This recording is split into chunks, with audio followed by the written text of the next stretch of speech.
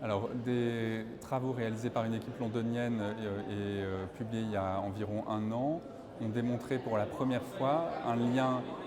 très net entre l'exposition aux polluants et notamment aux particules fines, ce qu'on appelle les PM2,5, les particules de moins de 2,5 microns,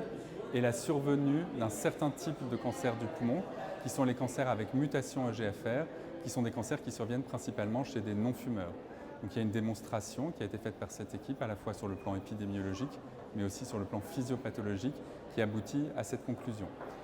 En France, on a mené une étude avec le CPAG, le Collège des pneumologues des hôpitaux généraux, à partir de la cohorte KBP 2020, qui visait à confirmer ces résultats. Et donc sur une cohorte de plusieurs milliers de patients, on a pu effectivement montrer qu'il y avait bien un lien entre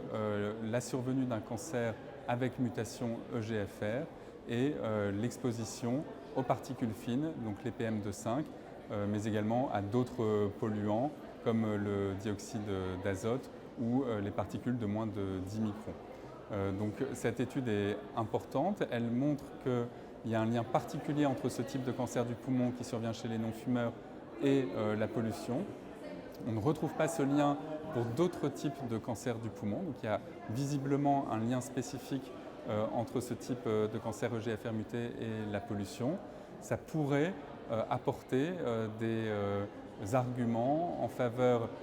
d'une politique de dépistage, pourquoi pas, ou en tout cas l'intégration de ce paramètre dans les politiques de dépistage. Et puis peut-être un jour,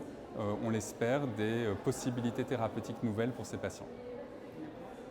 Le résultat de l'étude française était qu'on confirmait le lien entre l'exposition aux particules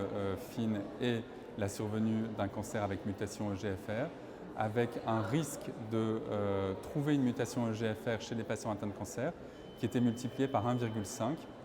chez les patients fortement exposés aux polluants par rapport aux patients les moins exposés aux polluants. C'est-à-dire que le risque de trouver une mutation EGFR chez un patient atteint de cancer du poumon était augmenté de 50% en cas d'exposition forte aux polluants par rapport aux patients avec une exposition faible aux polluants.